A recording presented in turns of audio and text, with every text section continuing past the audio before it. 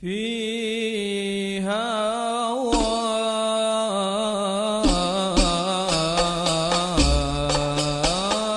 خير العباد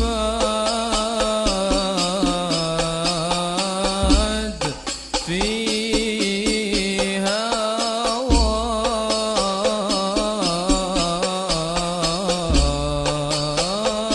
خير العباد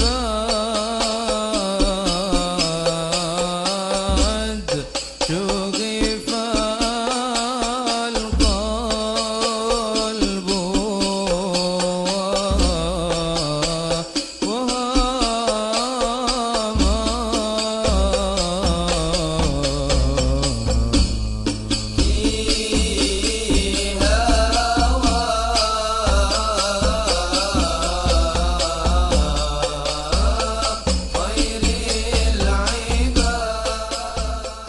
warahmatullahi wabarakatuh. Hadirin yang dimuliakan Allah, malam hari ini di awal tahun 1436 Hijriah, kita buka majelis kita insyaallah dengan berharap keberkahan dari Allah Subhanahu wa taala. Wah, di tengah-tengah kita antum lihat banyak banget yang hadir, wajah-wajah yang bercahaya yang saya nggak bisa sebutkan satu persatu, namun insya Allah kehadiran mereka membawa keberkahan untuk kita sekalian.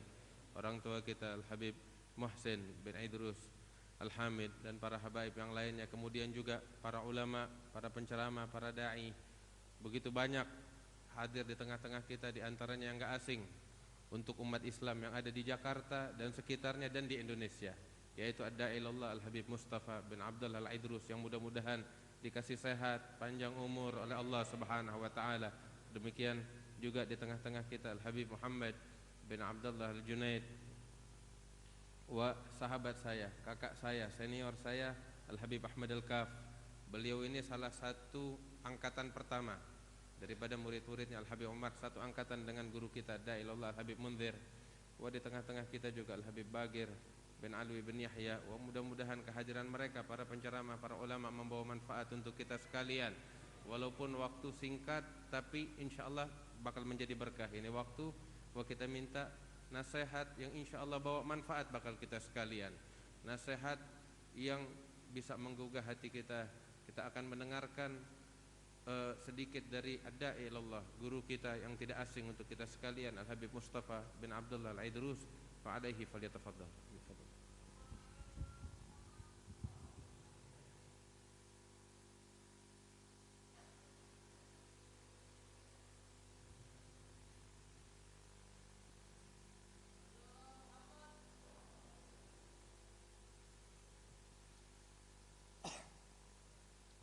Assalamualaikum warahmatullahi wabarakatuh.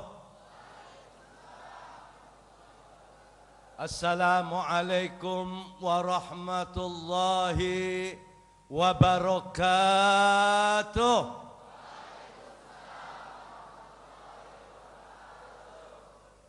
La ilaha illallah al-wahidul wadud في كل زمان موجود وفي كل مكان معبود الذي ليس لصفاته حد محدود ولا نقد موجود ولا وقت معدود ولا أجل ممدود ثم الصلاة والسلام على الحبيب المحبوب بالأجسام والأرواح وطب القلوب. اللهم صل وسلم وبارك وكرم وعظم على صاحب الحجرة نبينا ومولانا محمد قمر الوجود في هذا اليوم وفي كل يوم وفي اليوم الموعود سرا وجهرا في الدين والدنيا والأخرى وعلى أهل بيت الطيبين الطاهرين وأصحابه المجاهدين. فقال الله تعالى في القرآن العظيم وهو أصدق القائلين: بسم الله الرحمن الرحيم. ومن الناس من يشري نفسه ابتغاء مرضات الله والله رؤوف بالعباد. فقال الله تعالى أيضا: والذين هاجروا وجاهدوا في سبيل الله بأموالهم وأنفسهم والذين آووا ونصروا أولئك هم المؤمنون حقا لهم مغفرة ورزق كريم. صدق الله العلي العظيم وصدق على لسان سيد المرسلين. آمين. وجعلنا يا الله من البركة القرآن العظيم في مجلس نبيك وحبيبك رسول الله عليه الصلاة والسلام. وجعلنا يا الله من القوم المؤمنين والشاكرين والحمد لله رب العالمين. إلى حضرة المحترم الداعي إلى الله المجاهد في سبيل الله خليفة المجلس الحبيب أحمد بن نوفل بن سالم بن أحمد Al-Jindan matta'allahu bihayatih, juga daripada pengasuh daripada majlis Rasulullah ad-da'i ilallah akhina al-kiram al-habib al-mahbub al-habib Muhsin bin Idrus bin Husain bin Abdullah Al-Hamid matta'allah bihayatih, serta para habaib yang malam ini hadir yang saya hormati, para kiai, para ulama, para ustadz, ustadzah, ma'asyiral muslimin wal muslimat rahimakumullah. Di mana malam ini kita masuk di bulan sucinya Gusti Allah Jalla Jalaluh. Allah berfirman, inna iddatas syuhuri indallah ithna asyara syahran fi kitabillah yauma khalaqas samawati wal ard minha arba'atun hurum.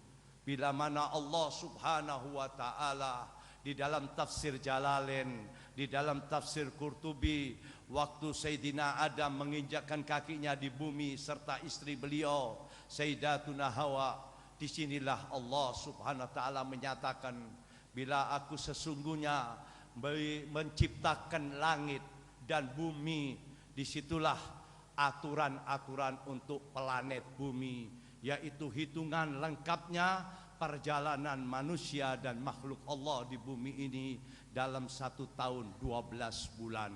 Di dalam 12 bulan tersebut Allah subhanahu wa ta'ala menetapkan yaitu bulan sucinya Allah. Yang pertama bulan suci Ramadan Al-Karim, yang kedua bulan suci Zulhijjah, yang ketiga saat ini kita masuk di bulan suci Muharram, dan yang keempat di bulan suci Rajab. Dari 4 bulan tersebut Allah mengambil 1 bulan Sayyidus Syuhur, imamnya para bulan, yaitu bulan suci Ramadan. Dan setiap bulan-bulan sucinya Allah, di sinilah Allah menambahkan pahala-pahala daripada hamba-hamba Allah yang ingin mendekatkan dirinya kepada Gusti Allah Jalla Jalaluh. Ma'asyiral muslimin wal muslimat rahimakumullah. Di mana bulan-bulan sucinya Allah, Allah menaruh perhatian terutama kepada para ulul azm, para rasul, para nabi, yaitu untuk membantu secara mutlak di dalam perjuangan-perjuangan beliau. Dan di dalam bulan Muharram ini terbesitlah satu peristiwa besar. Ini peristiwa merupakan revolusi Kanjeng Nabi Muhammad sallallahu alaihi wasallam, yaitu di bulan Muharram. Rasulullah sallallahu alaihi wasallam di dalam bulan Muharram ini peristiwa hijrah, yang mana kalender Islam di masa Nabi belum terbit kalender Hijriah. Di masa Sayyidina Abu Bakar Siddiq belum terbit kalender Islam. Tetapi setelah 16 tahun Hijriyah, di dalam pimpinan Khalifatul Rasulullah Sayyidina Umar ibn Khattab, melihat ekspansi Islam sudah merata di Jaziratul Arab, bahkan sebagian pasukan Islam sudah melangkahkan kakinya ke Afrika. Disitulah Sayyidina Umar ibn Khattab mengumpulkan para sahabat-sahabat Nabi agar Islam mandiri di dalam waktu, Islam harus mandiri di dalam kalender. Disitulah para sahabat setuju. Lalu masalahnya satu, dari mana dimulai kalender Islam tersebut? Sa'ad bin Abi Waqqas radhiyallahu an menyatakan sebaiknya di bulan suci Ramadan. Itu pun menjadikan PR kepada khalifah saat itu Sayyidina Umar bin Khattab. Datang lagi daripada sahabat-sahabat yang lainnya, dan terakhir karramallahu wajha Sayyidina Ali bin Abi Thalib. Beliau memberikan masukan kepada Sayyidina Umar bin Khattab agar kalender Islam dimulai di bulan Muharram. Ditanya oleh Sayyidina Umar bin Khattab, kenapa dimulai bulan Muharram? Karena dapur politik Islam dipindahkan ke Madinah. Bendera la ilaha illallah Muhammadur Rasulullah dikenal, diketahui oleh masyarakat luas atas hijrahnya Nabi besar alaihi salatu wassalam. Dan para pemuka-pemuka bangsa di seluruh seantero jagat raya ini mengenal Islam dimulai hijrahnya Kanjeng Nabi Muhammad sallallahu alaihi wasallam. Lalu kita bertanya, ada apa sesungguhnya di dalam bulan Muharram tersebut? Rasulur Rahmah, beliau mendapatkan perintah dari Allah untuk meninggalkan kampung halamannya, kota Mekah.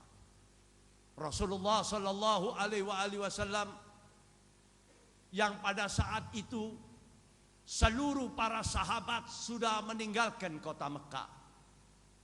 Orientalisten, penulis-penulis sejarah kafir, orang-orang kafir menulis Muhammad adalah manusia sepanjang zaman.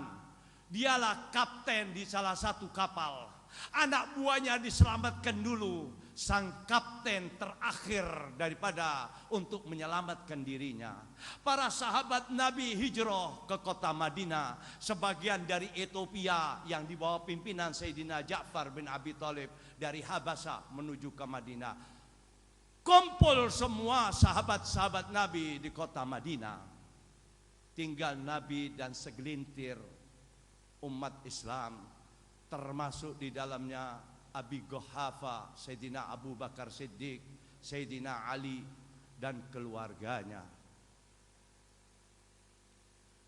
Di sisi lain, musyrikin Quraisy, mereka setiap hari berbicara bagaimana untuk membunuh Muhammad.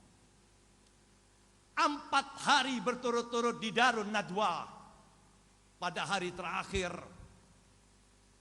di dalam kitab Al-Mustadrak dikutip, iblis menyerupai manusia, seorang Arab dari suku Badui Najdi masuk di dalam Darun Nadwa. Ma'asyiral ikhwan, Darun Nadwa ini seperti DPR, tetapi fokusnya tidak berbicara tentang politik dan ekonomi.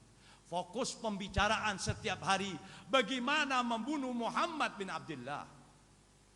Hari pertama, hari kedua, hari ketiga, sampai hari keempat.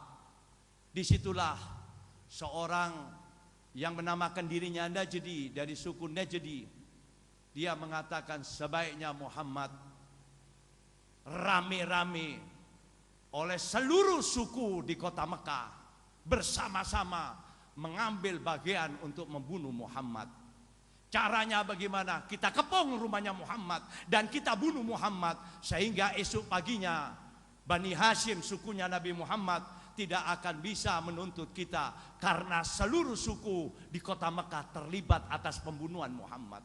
Disepakati pada saat divonis tersebut, Sayyidina Jibril alaihissalam turun memberitahu kepada Rasulullah sallallahu alaihi wasallam.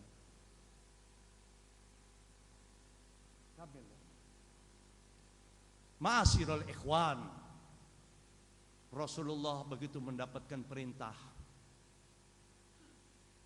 dia menghampiri Sayyidina Ali bin Abi Thalib, karena Rasulullah mempunyai gelar Al-Amin yang dipercaya oleh pribumi kota Mekah. Ya Ali, ini amanat orang yang esok engkau akan berikan kepada mereka. Ya Ali, engkau tidur di ranjang tempat tidurku. Sore hari Sayyidina Ali datang dan diberikan rodi al-akhdar minal yamani, tenunan Yaman, surban hijau, diberikan kepada Sayyidina Ali. Tutuplah wajahmu dan kamu tidurlah di tempat tidur daripada tempat tidurku. Lalu Rasulullah menghampiri Abi Bakar Siddiq. Ya Abi Bakar, siapkan kendaraan 2 unta. Malam ini kita akan hijrah. Riang gembira Sayyidina Abi Bakar Siddiq, dan dia memberikan perintah kepada putri beliau yang bernama Asma. Ya Asma, siapkan 2 daripada 2 ekor unta. Sehingga Rasulullah pada malam begitu terbenam sang matahari, hiruk pikuk di depan rumah Rasulullah sallallahu alaihi wasallam. Di seteling rumah Rasulullah, kitab Hayatu Muhammad karangan Haikal mengatakan, seandainya malam itu semut berjalan di depan rumah Rasulullah, mereka mengetahui hampir 40 pemuda Quraisy mengepung rumah Kanjeng Nabi alaihi salatu wassalam. Lalu Rasulullah berdiri di tengah rumah. Sayyidina Jibril alaihissalam memberitahu kepada Kanjeng Nabi, ikhtiarlah ya Rasulullah. Bagaimana aku ikhtiar? Bagaimana caranya? Aqra suratil Quran minal Yasin. Ma'asyiral ikhwan, ini Nabi Habibullah, imamnya para nabi, imamnya Sayyidid Dunya wal Akhirah, disuruh ikhtiar oleh Gusti Allah Jalla Sya'nu wa Azamu untuk menyelamatkan dirinya membaca Al-Quran. Tapi apa yang kita dapatkan sekarang umat Islam? Getol menghadiri majelis-majelis, tetapi dilupakan Al-Quran. Ya ikhwani, saya sering mendengar Al-Habib Ahmad kalau ceramah, selalu beliau berwasiat, jangan tinggalkan bainal isya'in, antara maghrib dan isya, agar membaca Al-Quran, membaca rotib, itu menyelamatkan dirimu, keluargamu dan rumahmu. Oleh karena itu ma'asyiral ikhwan, gak perlu nyuruh pemburu hantu ke rumah Anda. Kalau Anda cukup membaca Al-Quran setiap malam di rumah Anda. Buktinya Kanjeng Nabi alaihi salatu wassalam di dalam keadaan kepepet sekali, terhempit di steling rumahnya, perintah Allah, Iqra suratil Quran, suratil Yasin minal Quranil azim. Nabi alaihi salatu wassalam membaca surat Yasin sampai pada ayat fa'akhsyainahum fahum la yubsirun. Di situ Rasulullah melangkah kakinya. Imam Jalalain meneruskan daripada cerita beliau tentang hijrah Nabi, bahwa Nabi masih sempat mengambil tanah, menaburkan kepada pengawal-pengawal musyrikin Quraisy, dan Nabi kita alaihi salatu wassalam langsung dengan sahabat beliau yaitu Abu Bakar Siddiq menaiki unta masuk ke dalam gua Thaur. Tinggal Sayyidina Ali, dipandang terus oleh orang-orang Quraisy, Muhammad lelap tidurnya. Begitu menjelang fajar, mereka masuk ke rumah Rasulullah. Begitu dibuka yang menutupi wajah Sayyidina Ali, begitu dibuka mereka terperanjat. Lalu mereka berkata, ya Ali, aina Muhammad? Di mana Muhammad ya Ali? Apa kata Sayyidina Ali dengan keberaniannya yang luar biasa? Pada saat itu kalau orang bersumpah di kota musyrikin atau di kota Mekah, orang-orang musyrik bersumpah demi nama Lata wa Uzza wa Hubal. Tapi Sayyidina Ali mengatakan, wallahu ya'lamu aina huwa. Hanya Allah yang esa mengetahui saat ini di mana keberadaan Muhammad. Gusar itu malam menjadi siang, sehingga 100 unta dihadiahkan oleh para tokoh-tokoh musyrikin Quraisy, dicari Sayyidina Rasulullah alaihi salatu wassalam. Ma'asyiral ikhwan rahimakumullah, di dalam gua Thor tersebut, di mana pelacak-pelacak ulung daripada orang musyrikin Quraisy menemukan jejak-jejak daripada sampai ke gua Thor, sehingga mereka mendekati gua Thor. Di situ Sayyidina Abu Bakar Siddiq bukan takut. Kalau Al-Quran mengatakan kulli sahibihi la takhaf wa la tahzan innallaha ma'ana, bukan berarti banyak sebagian orang Islam mengatakan bahwa pada saat itu Abu Bakar ketakutan. Tidak, Abu Bakar tidak ketakutan pada saat itu, tetapi Abu Bakar takut tangan-tangan kotor dari musyrikin Quraisy menjamak raga daripada kanjeng Nabi Muhammad sallallahu alaihi wasallam. Dia menghunus pedangnya. Kata Rasulullah, ajlis ya Abu Bakar abadan, aku tetap berdiri. Sehingga turun ini ayat, katakan kepada kawanmu, sahabatmu, janganlah gentar, janganlah takut, Allah senantiasa beserta kalian. Sehingga mereka, orang-orang musyrikin Quraisy, sampai di depan gua Thor, mereka ternyata melihat sarang laba-laba menutup gua Thor tersebut. Allah subhanahu wa ta'ala menurunkan bala tentaranya yang paling lemah, yaitu laba-laba. Laba-laba menutup daripada gua Thor tersebut, sehingga mereka mengatakan, di sini ada sarang laba-laba yang begitu besar, berarti sudah lama manusia tidak masuk ke dalam gua tersebut. Ma'asyiral ikhwan, dan Nabi tidak melanjutkan hijrahnya kecuali di malam hari. Setiap malam Rasulullah berjalan dengan untanya beserta sahabat beliau, yaitu sampai ke Gubah, yaitu satu desa kurang lebih 12 km dari kota Madinah. Rasulullah tidak langsung ke Madinah. Kenapa Nabi kita Muhammad alaihi salatu wassalam dia tidak langsung ke Madinah? Ini akhlak Nabi. Dia sudah selamat, tetapi dia memikirkan Sayyidina Ali bin Abi Thalib. Karena Sayyidina Ali bin Abi Thalib bukan saja menyampaikan amanat Nabi, tetapi membawa qurratil ain, amanatnya Rasulullah, buah hatinya Rasulullah. Sayyidatuna Fatimah Az-Zahra Al-Batul, yang saat itu Sayyidatuna Fatimah Az-Zahra umurnya baru 10 tahun. Tentang Sayyidina Ali bin Abi Thalib tidur di tempat ranjangnya Rasulullah, Allah menurunkan ayat tersebut, membanggakan hambanya. Bismillahirrahmanirrahim. Wa minan nasi man yashri nafsahu ibtigha'a mardatillah wallahu raufun bil ibad. Ada manusia yang hidupnya dia gadaikan untuk Allah, untuk Rasulnya. Seluruh hidupnya dia berikan untuk Allah dan Rasulnya. Dia nggak pikir golongan, dia nggak pikir pangkat, dia nggak pikir jabatan, dia hanya minta ridho Allah. Wallahu, sesungguhnya Allah raufun bil ibad. Sayyidina Ali bukan tidak tahu Rasulullah akan dibunuh, dia tahu, tapi dia taruh dirinya untuk Nabi alaihi salatu wassalam. Sehingga Sayyidina Ali bin Abi Thalib membawa 3 Fatimah, para Fatimah. Yang pertama ibundahnya yang mulia, Fatimah binti Asad. Yang kedua Fatimah binti Rasulullah. Yang ketiga Fatimah binti Zubair ibn al-Awwam, putri seorang sahabat. 2 unta. Yang 1 unta Fatimah binti Asad, ibunya Sayyidina Ali, di belakangnya perbekalan. Yang satu unta Fatimah binti Rasulullah dan Fatimah binti Zubair. Lalu Sayyidina Ali memakai kendaraan apa?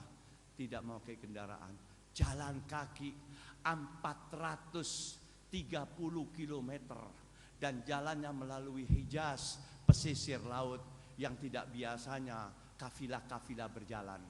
Dia menjauhkan daripada bertemu dengan kafilah-kafilah, sehingga Sayyidina Ali bin Abi Thalib bergelantungan di antara dua unta tersebut, di mana Rasulullah sallallahu alaihi wasallam di Kubah, pamannya beliau Sayyidina Hamzah, ya Ali ya Rasulullah taharrak isbir ya am, sabar. Datang lagi Aus wal Ghazrat, suku Ansor, minta kepada Nabi kita supaya masuk ke Madinah. Nanti dulu. Sehingga Sayyidina Hamzah menanyakan, kenapa Anda bertahan?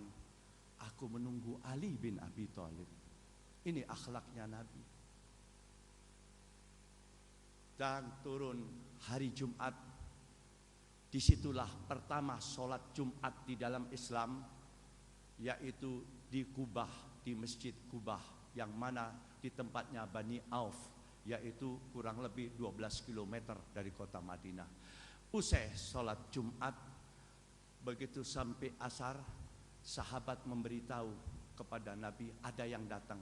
Dilihat oleh Rasulullah, dua unta dipegang oleh satu orang bergelantungan. Begitu tambah dekat, ternyata Sayyidina Ali. Rasulullah lari kecil, lari menghampiri Sayyidina Ali, dirangkul oleh Rasulullah. Sayyidina Ali pingsan. Ternyata ma'asyiral ikhwan, kakinya Sayyidina Ali yang sebelah kanan bengkak, hancur darah semuanya, mengeluarkan air mata Rasulullah. Lalu Rasulullah menaruh tangannya sendiri dan ludah di tangannya sendiri, membacakan daripada surat Al-Quran. Dia oleskan ke telapak kaki Sayyidina Ali karamallahu wajhah. Setelah 2 tahun, Sayyidina Ali berkata kepada para sahabat Nabi, wallahi ala nafsi biyadih, aku bersumpah yang menciptakan diriku, heran kepada kakiku yang sebelah kanan ini. Kalau musim dingin hangat sekali, kalau musim panas tidak berkeringat, dan mempunyai kekuatan yang luar biasa. Ditanya oleh para sahabat, kok bisa begitu? Karena bekas ludahnya Nabi di telapak kaki. Allahumma salli ala Muhammad. Hari Senin, Rasulullah sallallahu alaihi wasallam berjalan menuju Madinah. Begitu sampai dengan para sahabat, sampai di kota Madinah, kok sunyi? Ternyata tidak lama, wanita-wanita Arab sampai ini hari merupakan adat, dia bersiul, tahu-tahu mendengarkan suara rebana, pang, ayak naon ya, sampai 3 kali. Ternyata ada ucapan selamat datang dengan syair yang indah. Mari kita bersama-sama menyambut hijrahnya Nabi kita Muhammad sallallahu alaihi wasallam. Tala'al badru alaina min thaniyatil wada wajaba syukru alaina ma da'a lillahi ta'ala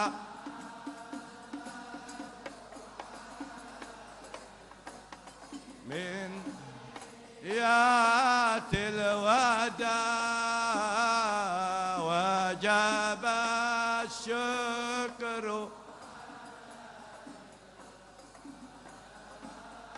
lillahi da rabbi faj'al mujtama'na ghayatul واعطنا ما قد سألنا من عطاياك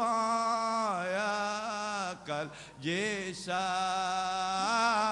طلع semangat بدروا على اللهم صل وسلم عليه صلى الله عليه وعلى آله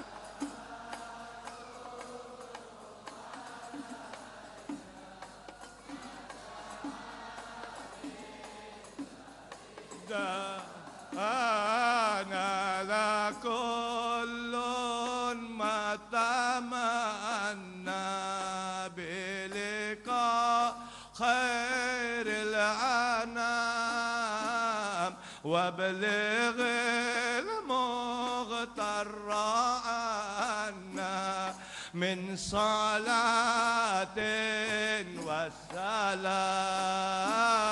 طال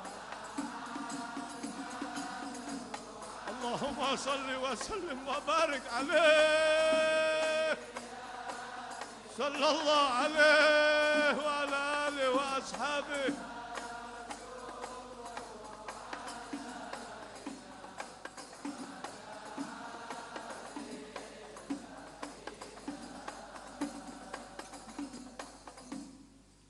Sehingga sampai di tengah kota mereka karena Ar-Rasul mempunyai unta yang namanya An-Nagah, tinggi sekali. Lalu mereka kanan dan kiri memegang kakinya Rasulullah.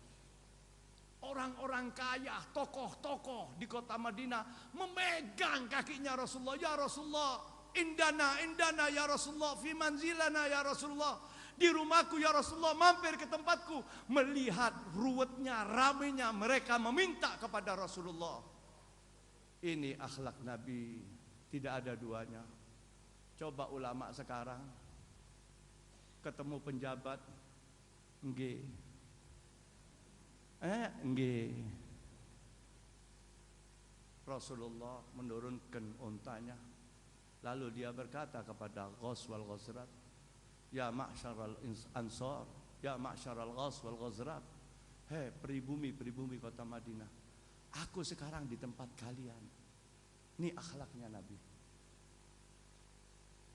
Bila aku masuk ke dalam salah satu rumah kalian, biarkan untaku berjalan di mana untaku masuk di rumah salah satu kalian, disitulah aku akan berteduh dan aku akan tinggal. Adil Rasulullah. So, dia biarin untanya jalan. Sebagian orang masih mengharapkan Rasulullah masuk ke rumahnya. Dia bawa makanan unta. Unta, kadia. Jalan aja ke unta. Jalan masuk ke rumahnya seorang miskin, Abu Ayyub. Kata Abu Ayyub, hei unta, keluar. Enggak, di sini aja dah asyik. Miskin ini orang. Aneh enggak punya apa-apa. Enak di dia, anget. Subhanallah. Akhirnya Rasulullah di situ,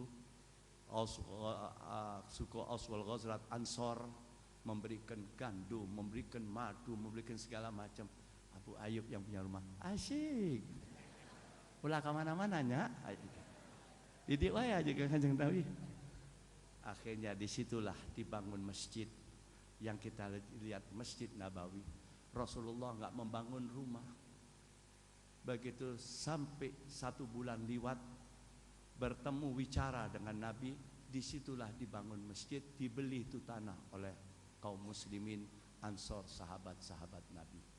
Dan yang apa yang kita lihat di situ, disitulah Rasulullah melihat masjid Nabi, disitulah Rasulullah pertama tinggal.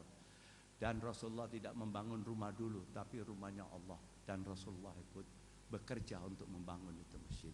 Inilah sekelumit, karena masih ada pembicara-pembicara lainnya. Sebelum saya tutup, insya Allah besok tanggal 1 November bertepatan hari Sabtu, saya lillahi ta'ala, karena Muharram ini, tahun Hijrah ini adalah revolusi Islam yang langsung di bawah pimpinan Rasulullah. Kemenangan Islam ini dimulai daripada hijrahnya Nabi besar Muhammad SAW. Kita pantas kalau kita meramaikan. Inilah daripada kemerdekaan Islam yang kita harus peringati. Dan bahkan daripada orang-orang salaf, ulama-ulama salaf, yaitu merupakan kewajiban bagi kita untuk meramaikan daripada kemerdekaan, yaitu Islam yang dari Mekah ke Madinah. InsyaAllah tanggal 1 November kaum muslimin wal muslimat, para habaib, saya enggak mengeluarkan undangan, paling tidak pamflet. Maklum, majelis lillahi ta'ala, yang datang ahlan wa sahlan, dimulai jam 5 sore sampai isya jam 8:30, 9. Jadi saya undang insyaallah, kalau Habib Ahmad tidak berhalangan, saya minta juga untuk berbicara di majelis Samsis Sumus. Inilah, dan Habib Muhsin insyaallah dan para habaib yang lainnya, saya harapkan bisa datang. Buat antum semuanya, saya ngundang karena Allah subhanahu wa ta'ala, lillahi ta'ala. Hadanallahu wa iyyakum ajmain. Assalamu alaikum warahmatullahi wabarakatuh.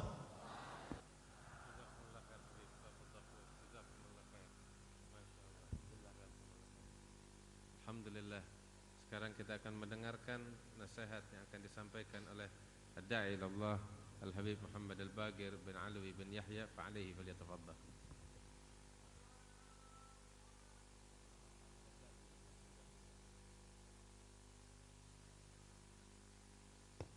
Bismillahirrahmanirrahim. Assalamualaikum warahmatullahi wabarakatuh. Alhamdulillah alladzi hadana li hadza wa ma kunna linahtadiya laula an hadana Allah. Allahumma salli wa sallim ala sayyidina Muhammadin al-Fatih lima ughliqa wal khatim lima sabaqa. Nasiril haqqi bil haqqi wal hadi ila siratikal mustaqim wa ala alihi wa sahbihi haqqa qadrihi wa miqdarihi al-azim. Hadaratul muhtaramin, para habaib kita, para alim ulama, para sesepuh, para tokoh masyarakat, wabil khusus orang tua kita, guru kita Sayyidul Walid Al-Habib Muhsin bin Aidrus Al-Hamid, mata Allah bituli hayatihi syarifah, nafa'allah bi ulumihi fi daraini amin. Dan juga guru kita Al-Habib Ahmad bin Naufal bin Salim bin Jindan, semoga diberikan panjang umur, sehat afiat. Guru kita Al-Habib Mustafa bin Abdullah Al-Aidrus, semoga diberikan panjang umur, sehat afiat. Guru kita Al-Habib Ahmad Al-Kaf, guru kita Al-Habib Muhammad bin Abdullah Al-Junaid, semoga senantiasa para habaib, para guru-guru yang mohon maaf tidak bisa disebutkan satu persatu, insyaallah senantiasa diberikan panjang umur, sehat afiat di dalam taat kepada Allah Subhanahu wa taala. Amin ya rabbal alamin. Telah kita dengarkan kisah daripada hijrahnya Nabi Muhammad sallallahu alaihi wasallam di tahun baru, ya, tahun 1436 Hijriah ini, yang insya Allah menjadi kunci perubahan kita, kunci hijrah kita juga, untuk kita semakin lebih baik lagi, semakin bisa berada di jalan Allah Subhanahu wa taala. Tadi kita dengarkan bagaimana perubahan, ya, dari Rasulullah SAW berpindah dari Mekah ke Madinah. Ya, berarti babak baru dari perjuangan dakwahnya Rasulullah SAW. Ketika Rasulullah SAW sampai di Madinah, Rasulullah SAW pun berjuang terus di jalan Allah Subhanahu wa taala, mengajak para umatnya untuk selalu berada di jalan Allah, yang alhamdulillah kita mendapatkan samarah buahnya sampai detik ini kita merasakan daripada perjuangan Rasulullah SAW. Juga jangan kita lupakan, setelah kita menyambut tahun yang baru, berarti kita menutup tahun yang lama. 1 tahun kita lewati, kita harus punya perhitungan atas diri kita sendiri. Sayyidina Umar bin Al-Khattab mengatakan, hasibu anfusakum qabla an tuhasibu. Perhitungkanlah diri kalian sebelum kalian diperhitungkan oleh Allah. Kita yang mestinya punya perhitungan. Apa perhitungannya? Satu aja.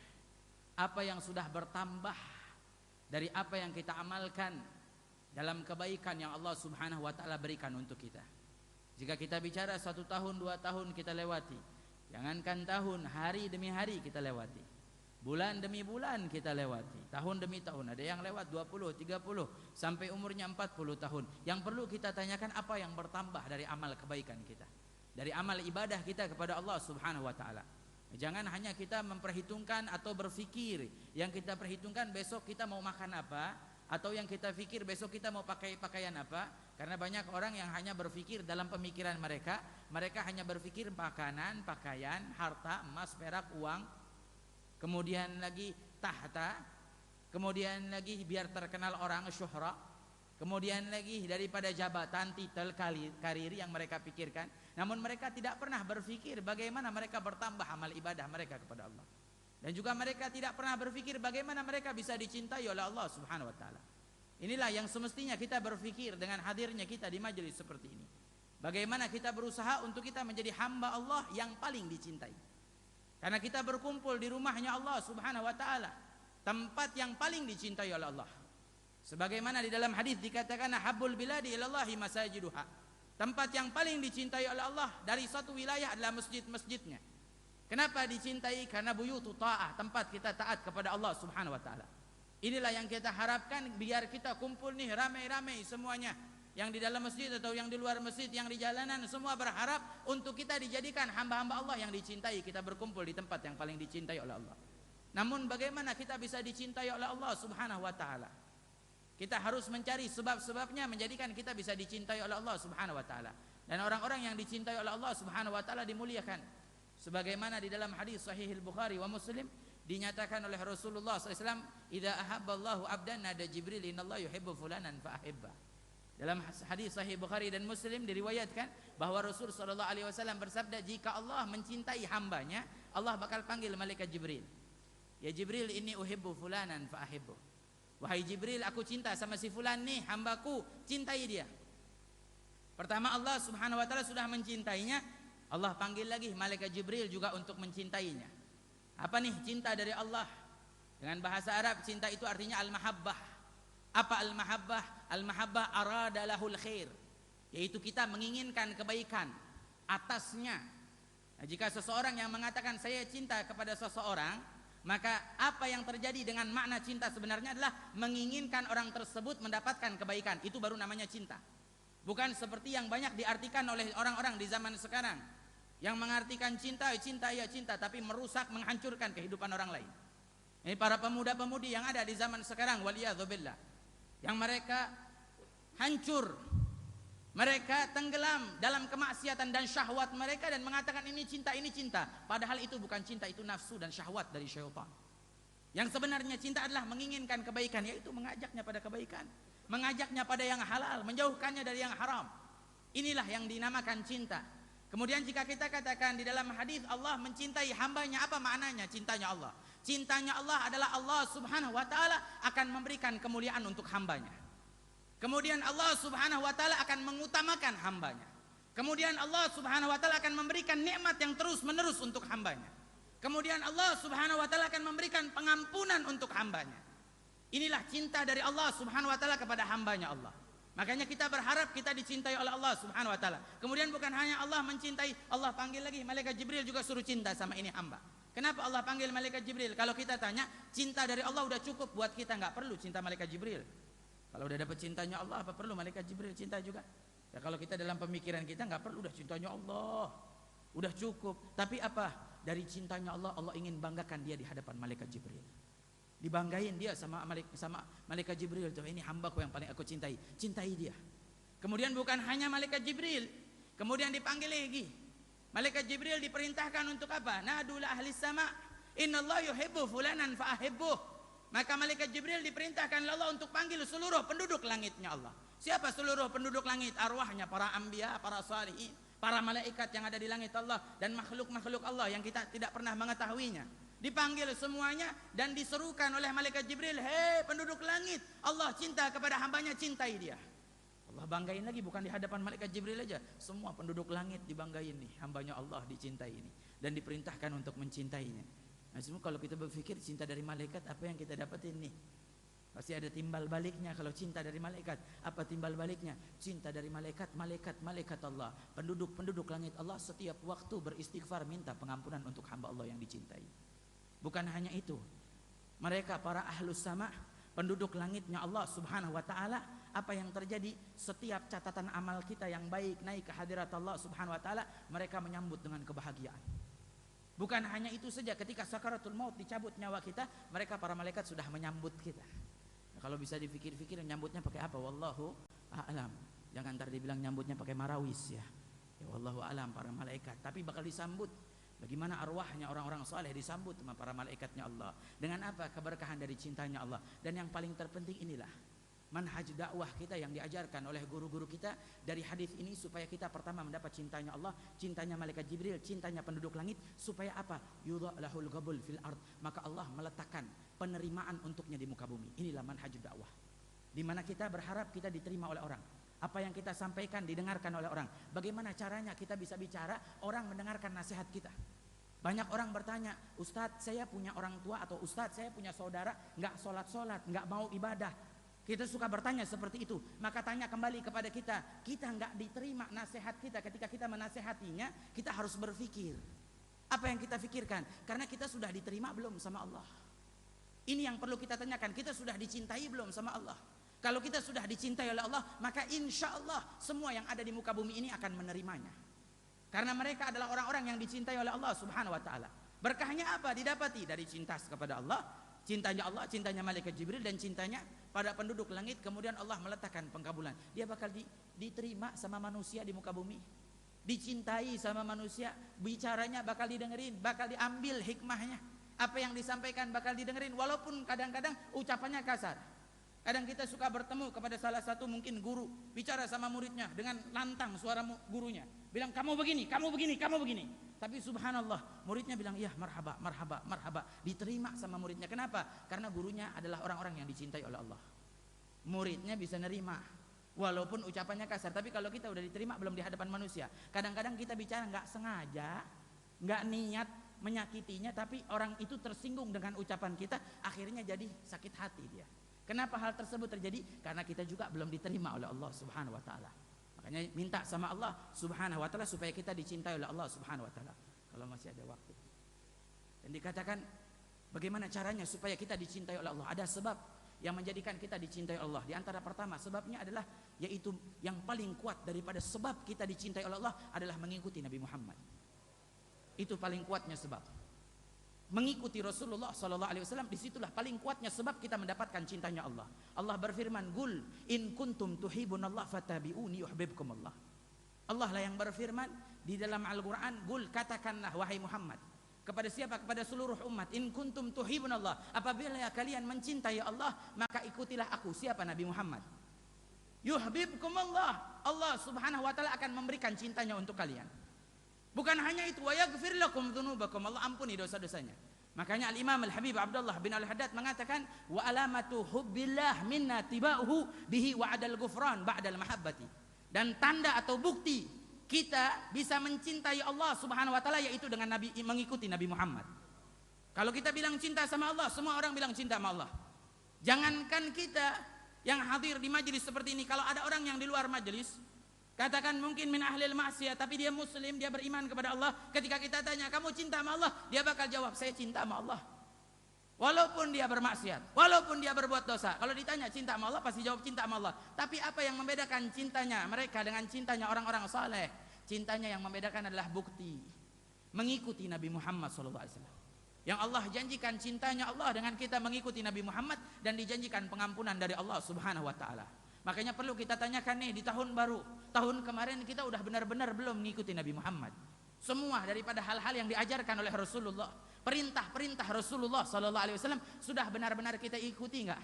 Bukan hanya kita aja yang kita telaah, kita juga, istri kita, anak-anak kita, apa sudah benar-benar mengikuti Nabi Muhammad SAW?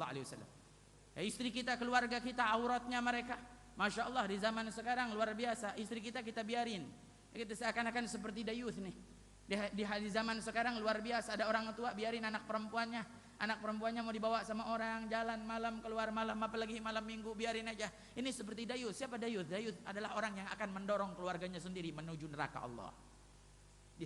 Dia dorong putrinya sendiri, ada bapak dorong putrinya. Kenapa? Dibiarin sama bapaknya, putrinya mau jalan sama orang lain, nggak apa-apa. Jangankan jalan senyum sama orang lain, bercinta kepada orang lain, waliyadzubillah, yang bukan muhrimnya, yang bukan daripada suaminya. Inilah orang-orang yang banyak tidak mengikuti Nabi Muhammad SAW. Makanya jangan sampai ada di antara kita yang mengikuti seperti ini. Sampai ada di dalam sebuah kitab disebutkan nih, zaman sekarang banyak orang yang suka berciuman. Itu dalam sebuah kitab disebutkan, orang yang suka berciuman bukan muhrim itu diadabnya 500 tahun di neraka. Banyak sekarang orang-orang kita menganggap sepele, waliyadzubillah. Bahkan ada orang menganggap zina itu sepele, waliyadzubillah. Apa yang mereka pikirkan? Jangankan zina, orang yang membuka aurat, Dikatakan oleh guru kami Al-Habib Umar bin Muhammad bin Salim bin Hafid, orang perempuan yang suka buka aurat jangan harap bisa lihat wajah Sayyidah Fatimah Zahra di hari kiamat. Dan orang yang suka buka aurat gak bisa lihat wajah Sayyidah Fatimah Zahra, jangan harap nanti di hari kiamat juga bisa lihat wajah Rasulullah. Dan orang yang gak bisa lihat wajah Rasulullah di hari kiamat, jangan harap juga bisa masuk surga bersama Rasulullah. Lihat wajahnya Rasulullah juga gak bisa. Nah, makanya mudah-mudahan Allah jauhkan kita dari sifat itu, supaya kita bisa mengikuti Nabi Muhammad SAW dengan sebenar-benarnya. Kalau kita berpikir kita mau makan, bagaimana cara Rasulullah makan? Kita mau tidur, bagaimana cara Rasulullah tidur? Kita mau belajar, bagaimana cara Rasulullah SAW membimbing sahabatnya belajar dengan Rasulullah? Adabnya sahabat dengan Rasulullah SAW. Ini yang perlu kita perhatikan. Dan lain sebagainya. Kalau kita benar-benar mengatakan kita cinta kepada Allah, yuk kita ikuti Nabi Muhammad. Dan kunci dan sebab yang kedua yang menjadikan cintanya Allah adalah dengan kita mengamalkan sunnah-sunnah Nabi Muhammad. Kalau sunnah-sunnah Rasulullah kita amalkan, insya Allah sedikit demi sedikit, lebih banyak lebih baik, insya Allah memberikan keistimewaan apa? Keistimewaan sunnah Nabi bukan hanya pahala kalau kita melakukannya dengan memenuhi perintah Allah, perintah Rasulullah, namun di dalam itu juga ada kecintaan Allah. Sampai di dalam hadits qudsi dikatakan la yazalu abdi yataqarrabu ilayya binawafil hatta uhibbah. Tidaklah seorang hamba yang berusaha berupaya untuk mendekatkan diri kepada Allah dengan mengamalkan sunnah-sunnah Rasulullah, melainkan aku mencintainya. Dapat cintanya Allah dengan apa? Kunci yang kedua yaitu mengikuti sunnah Nabi Muhammad SAW. Kita dapati orang-orang soleh, guru-guru kita luar biasa. Mereka sangat mengikuti sunnah Nabi Muhammad SAW. Guru mulia kita yang insya Allah mudah-mudahan Allah berikan beliau panjang umur, sehat afiat, yang insya Allah bakal berkumpul kita di Monas. Sampai ada salah seorang ulama mengatakan Sayyidil Habib Umar itu seperti sunnah berjalan di atas bumi. Karena semua yang dilakukan ikuti sunnah Nabi Muhammad SAW. Dan siapa ulama-ulama terdahulu semuanya mengikuti sunnah Rasulullah SAW. Mereka selalu amalkan sunnah Nabi SAW. Barak alaih, kita pun harus mengamalkan sunnah-sunnah Nabi Muhammad SAW dalam salat, dalam wudu, dalam yang lain sebagainya. Imam Al-Habib Muhammad bin Alwi Al-Idrus itu sampai membuat sebuah kitab judulnya Khamsumi'ah min Sunanis Salah. Ada 500 sunnah di dalam salat. Nah, kita berapa sunnah yang kita amalkan dalam salat? Dalam kitab ada yang menyebutkan 70 sunnah dalam wudu. Bahkan ada yang melebihi sampai 80, 100 dan 100 lebih daripada sunnah dalam wudu. Yang kita perlu tanyain, kita wudu sunnahnya berapa kita amalkan? Ada orang nggak wudhu maunya cepat-cepat aja, padahal air ada, waktu ada, kesempatan ada, tapi nggak mau ngamalin sunnah Rasulullah. Atau mungkin nggak tahu. Paling tidak yuk kita amalkan. Ini dalam sholat sunnah pakai peci, yuk kita pakai peci sholat kita biar dapat pahala. Sampai Sayyidil Habib Umar bilang orang yang sholat pakai peci dapat 10 derajat di luar dari pahala sholatnya. Orang yang sholat pakai sorbannya nih, syalnya, dapat 10 derajat di luar dari pahala sholatnya. Orang yang sholat pakai minyak wangi itu dapat 10 derajat di luar dari pahala sholatnya. Orang yang sholat pakai siwak dapat 10 pahala di luar daripada pahala sholatnya. Orang yang sholat pakai cincin itu dapat 10 derajat di luar daripada pahala sholatnya. Nah, sekarang kan lagi rame cincin, ya. Setiap 100 meter itu ada tukang cincin sekarang. Enggak apa-apa, bagus ya. Nah, kalau dia mau ngamalin, mau pakai buat sunnah Rasulullah SAW, ya dapat pahala. Tapi niatnya dipakai untuk mengamalkan sunnah Nabi Muhammad, bukan niatnya gaya-gayaan. Ya, kalau niatnya gaya-gayaan nggak dapat apa-apa, tapi kalau niatnya sunnah Rasulullah dapat pahala. Begitu juga siwak. Ya, sampai Nabi SAW mengatakan, laula asyqa la ummati la amartuhum bisiwak inda kulli shalah. Kalau tidak memberatkan umatku, maka aku akan perintahkan umatku untuk memakai siwak sebelum sholat. Nah, sekarang kita tanya bagaimana kayu siwak kita? Nah, kayu siwak nggak ada di kantong, tapi rokok selalu ada di kantong. Nah, kayu siwak 5.000 rupiah, rokok 13.000, masih murahan kayu siwak. Wah, kayu siwak banyak manfaatnya, sampai dikatakan oleh Rasulullah dalam kayu siwak adalah matharun lil fam mardatun lirab maskhatun lisyaitan. Ada keridhaan Allah dalam kita memakai siwak, ada kebencian syaitan. Syaitan kalau ngelihat orang pakai siwak itu ngejauhin, tapi syaitan kalau ngelihat orang ngerokok itu dideketin sama syaitan, joinan sama syaitan, bisa-bisa rokoknya. Tapi kalau orang pakai kayu siwak itu syaitan jauhin dia, benci. Begitu juga ada kesucian di dalam mulutnya tuh. Dengan sunnah kita memakai kayu siwak. Nabi SAW sampai di akhir hayatnya, ketika mau dicabut nyawanya, Nabi panggil putrinya Sayyidah Fatimah Zahra. Untuk apa? Di antaranya untuk dipakaikan mulut Nabi pakai dengan siwak. Akhir hayat Rasulullah sampai pakai kayu siwak. Saya pernah berjumpa tahun 2002 dengan salah satu habaib di Hadramut. Ketika itu di malam 27 Ramadan, saya masih ingat. Umur saya baru 14 tahun. Karena saya berangkat ke Hadramut umur 14 tahun. Waktu itu juga hampir nggak diterima di Darul Mustafa karena paling kecil 14 tahun. Tapi alhamdulillah berkah dari Habib Muhammad Taufik bin Syahab, saya bisa masuk ke situ. Itu waktu itu malam 27 Ramadan buka puasa bareng di rumahnya. Setelah buka puasa kita diajak kemana? Ke Masjid Ba'alawi untuk sholat tarawih. Di pertengahan jalan ini Syekh nangis. Saya tanya, ya Syekh kenapa nangis? Ya Habib kenapa nangis? Dia jawab, kata ini Habib bilang fatatnil khairat fil bait. Saya tanya, oh Syekh apa yang ketinggalan nih? Dia bilang ketinggalan kebaikan di rumah. Saya tanya, Syekh ketinggalan kebaikan apa? Dia bilang fatatni thawab minallah fil bait. Saya ketinggalan pahala besar dari Allah di rumah. Saya tanya lagi, ya Syekh ketinggalan apa? Dia bilang saya ketinggalan kayu siwak di rumah. Ini ulama nangis ketinggalan sunnah Nabi Sallallahu Alaihi Wasallam. Andai kata sampai di Masjid Ba'alawi diambil bajunya dipakai untuk bersiwak udah cukup dapat pahala siwak. Sebagaimana ulama bilang asiwak walau bitarfi thawb, bersiwaklah walau dengan ujung baju dapat pahalanya. Tapi apa? Punya ihtimam, punya perhatian atas sunnah Nabi Muhammad. Orang yang seperti ini yang perlu kita tanamkan nih. Sifat-sifat mereka orang-orang soleh yang punya perhatian besar atas sunnah Nabi Muhammad Sallallahu Alaihi Wasallam baraka alaih. Sampai pernah dikisahkan juga Jaddan Al-Habib Uthman bin Abdullah bin Aqil bin Umar bin Yahya itu pernah waktu itu mau sholat Jumat ke Masjid Pakojan. Dari Petamburan jalan naik andong, dapat sepertengahan jalan ini supirnya andong, dia bilang pak balik lagi ke Petamburan, ini mau sholat Jumat nih takut nggak keburu, balik lagi. Kenapa? Dia bilang kayu siwak saya ketinggalan di rumah, mau ngambil dulu sampai balik lagi. Itu seperti ini. Artinya apa? Mereka orang-orang soleh punya perhatian besar atas sunnah Nabi Muhammad. Karena kenapa? Dalam sunnah Nabi Muhammad ada kecintaan Allah. Kemudian apa lagi?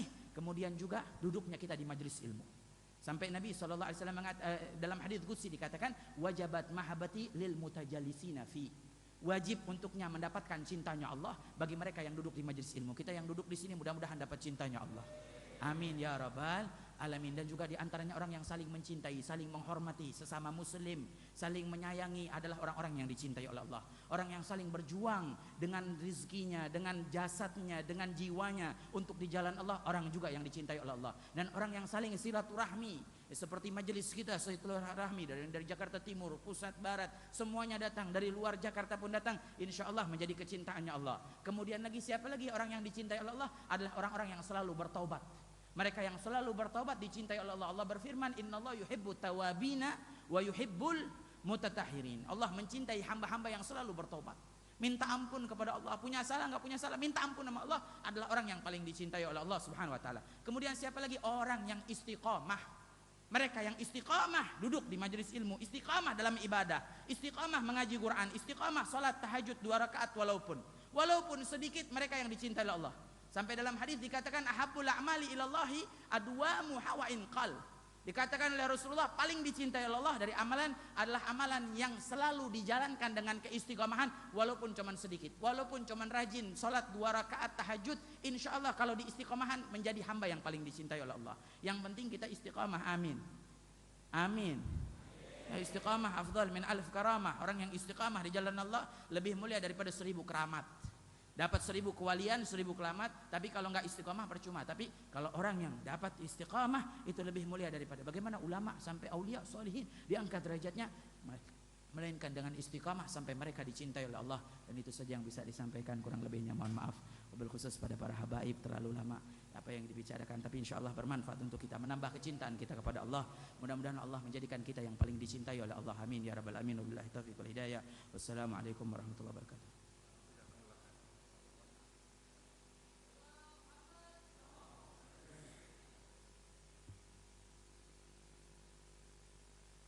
Assalamualaikum warahmatullahi wabarakatuh. Alhamdulillah wassalatu wassalamu ala Rasulillah Muhammad ibn Abdullah wa ala alihi wa sahbihi wa man wala, amma ba'd. Hadirin yang dimuliakan Allah, kita dengarkan barusan apa yang disampaikan oleh ad-da'i ilallah Al-Habib Mustafa bin Abdullah Al-Idrus tentang sekelumit daripada perjuangan baginda yang agung Nabi besar Muhammad sallallahu alaihi wasallam ketika beliau hijrah dari kota Makkah ke kota Madinah. Perjuangan yang isinya semua adalah pengorbanan untuk Allah dan Rasulnya. Dan juga kita barusan dengar apa yang disampaikan oleh ad-da'i ilallah Al-Habib Muhammad Al-Baqir bin Alawi bin Yahya tentang bagaimana keadaan orang yang dicintai oleh Allah Subhanahu wa taala. Cuman ada 2 kelompok, orang yang dicintai atau orang yang dibenci. Enggak ada kelompok yang 3. Pikirkan, kita dari yang mana? Dari yang itu atau dari yang satu lagi? Itu yang harus kita renungkan. Wallahi, orang yang punya iman, kalau betul-betul punya iman, hal ini akan membuat dia nggak bisa tidur di malam hari. Nggak ada yang bisa menjamin dirinya apakah dicintai oleh Allah atau dimurkai. Sebab cuma ada dua golongan, golongan yang dicinta atau golongan yang dibenci. Kita dari yang mana? Dari yang mana? Siapa di antara kita yang bisa ngejamin? Kita cuma bisa berangan-angan dan berharap sama Allah serta berdoa. Mudah-mudahan harapan kita dikabulkan oleh Allah Subhanahu wa taala. Disampaikan barusan oleh Habib Bagir tentang bagaimana cara meraih kecintaan dari Allah Subhanahu wa taala, jauhin kemaksiatan. Tadi kita dengar bagaimana seseorang dimurkai oleh Allah ketika membuka auratnya, ketika menyentuh wanita yang bukan mahramnya, melakukan hal-hal yang dimurkai oleh Allah. Bagaimana seseorang ingin meraih kecintaan dari Allah sedangkan dia melakukan hal yang dimurkai Allah.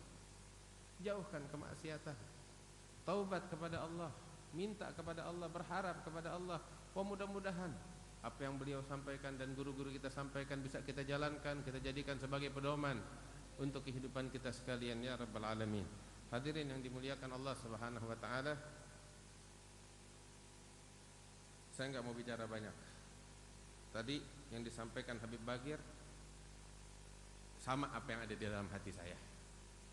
Apa yang beliau sampaikan, jalankan. Yang disampaikan Habib Mustafa tentang perjalanan Rasulullah sallallahu alaihi wasallam, jadikan pedoman untuk kehidupan kita sekalian. Kemudian juga saya ingin menyampaikan, insyaallah kita akan mengadakan acara daurah tentang sejarah hijrah baginda besar Nabi Muhammad sallallahu alaihi wasallam dan pelajaran-pelajaran penting yang bisa kita petik dari peristiwa hijrah baginda Rasulullah sallallahu alaihi wasallam yang insyaallah akan kami adakan pada tanggal 15 Muharram tahun 1436 Hijriah, hari Sabtu, atau bertepatan tanggal 8 November 2014 dari jam 10 pagi sampai jam 4 sore di makam atau di Gubbah Al-Arif Billah Al-Habib Abdurrahman bin Abdullah Al-Habsyi di Cikini. Yang punya kesempatan untuk hadir, sangat kita harapkan kehadirannya untuk laki dan perempuan, dan bisa langsung masuk ke website kita Majelis Rasulullah sallallahu alaihi wasallam, udah ada sekarang. Di situ tinggal klik ngedaftar. Begitu nanti bisa diisi beberapa formulirnya dan bisa di-download di waktunya nanti tentang sejarah hijrah Rasulullah sallallahu alaihi wasallam yang telah kami rangkum dan pelajaran-pelajaran penting daripada peristiwa hijrah untuk jadi bahan materi yang kita bahas nanti pada acara daurah. Mudah-mudahan kita mendapatkan keberkahan dari Allah Subhanahu wa taala. Dan di awal tahun yang mulia ini kita memohon kepada Allah agar Allah memberikan kemenangan untuk kaum muslimin, agar Allah Subhanahu wa taala mengangkat segala bala musibah dari kaum muslimin. Kita minta kepada Allah Subhanahu wa taala dengan berkat perjuangan Rasulullah sallallahu alaihi wasallam, Allah Subhanahu wa taala mengampuni segala dosa umat Islam, memberikan rahmat kepada mereka ya Rabbal Alamin, wa ya ajwadal ajwadin, wa ya rahimal masakin. Ya Allah, ya Allah, ya Allah, ya Allah, ya Allah, ya Allah, ya Allah, ya Allah, ya Allah, ya Allah.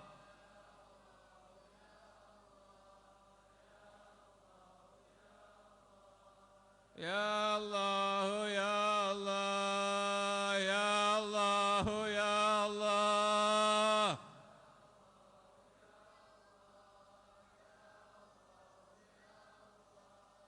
Ya Allah, ya Allah.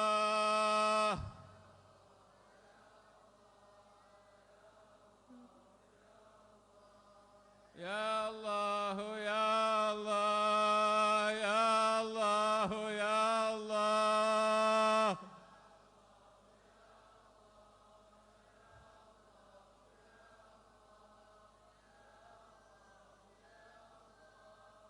Ya Allah, ya Allah, ya Allah, ya Allah.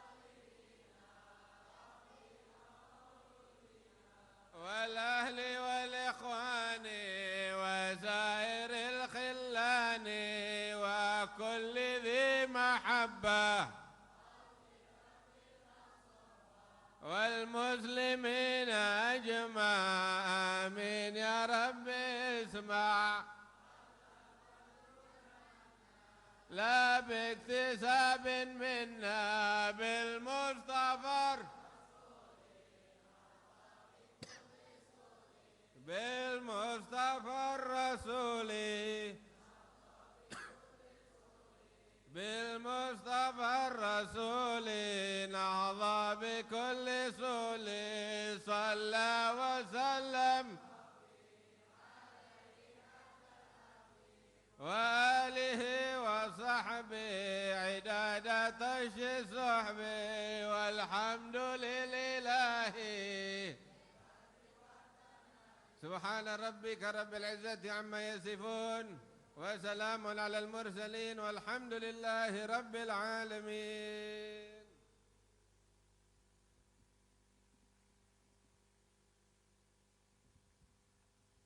اللهم صل وسلم وبارك عليه وعلى آله.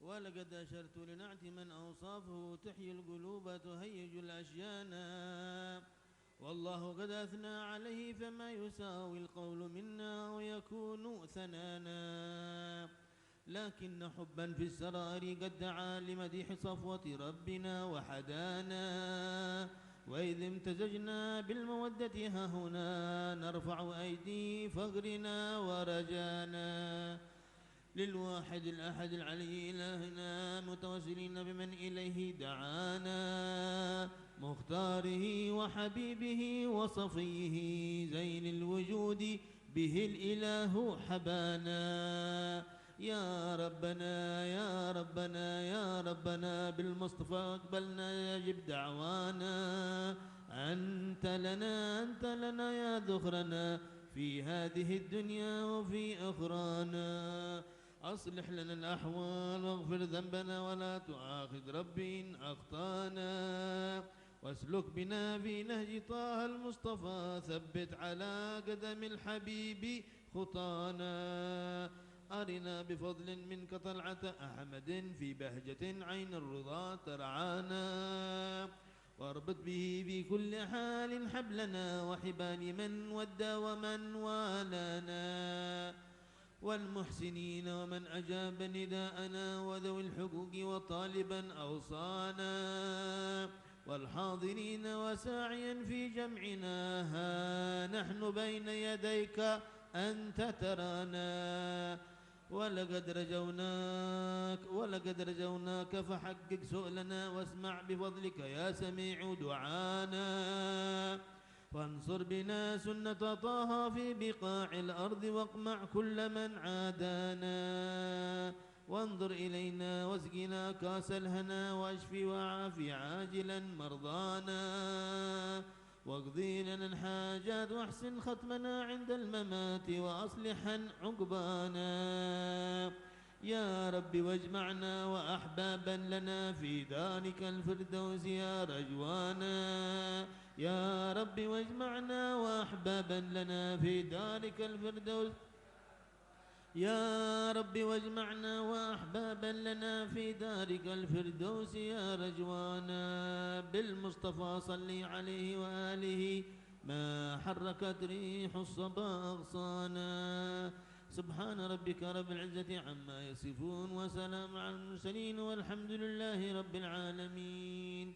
الصلاة والسلام عليك يا سيد المرسلين الصلاة والسلام عليك يا خاتم النبيين الصلاة والسلام عليك يا من أرسل الله رحمة للعالمين ورضي الله تعالى عن أصحاب رسول الله أجمعين آمين.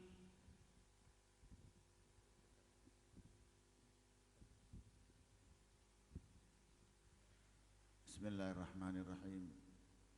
صلوات الله وملائكته وأنبيائه ورسله وجميع خلقه على سيدنا محمد وعلى آل سيدنا محمد عليه وعليهم السلام ورحمة الله وبركاته. يا رب كل شيء بقدرتك على كل شيء اغفر لنا كل شيء ولا تسألنا عن كل شيء ولا تحاسب لنا بكل شيء وآتي لنا كل شيء. ربنا أنت لنا كهف وخوف ومعين. ربنا تقبل منا إنك أنت السميع العليم وتب علينا يا تواب تواب وتب علينا يا تواب وتب علينا يا تواب إنك أنت التواب الرحيم. وصلى الله على سيدنا ومولانا محمد حبيب المحبوب شافي الإله مفرج الكروب وعلى آله وصحبه وبارك وسلم والحمد لله رب العالمين. الفاتحة.